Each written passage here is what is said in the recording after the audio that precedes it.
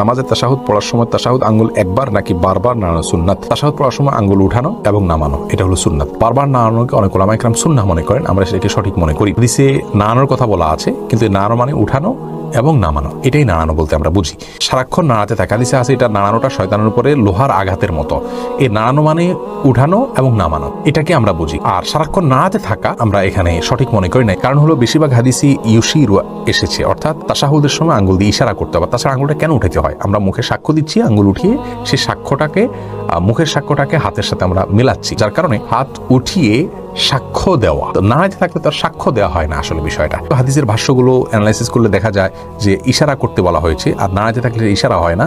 দ্বিতীয়ত একটা সাক্ষ্য দেওয়া, মুখের সাক্ষ্যের সাথে হাতের স্বাক্ষর মিলানোর, তো নাড়াতে থাকলে সেটা হয় না। উঠানো এবং তাশাহুদ শেষ করে এটাকে নামানো, এটাকে আমরা অধিকতর শুদ্ধ মনে করছি। তাদেরটাকে আমি ভুল বলছি না, কিন্তু আমার কাছে যেটা সঠিক মনে হয়েছে আমি সেটাই শুধুমাত্র বলেছি।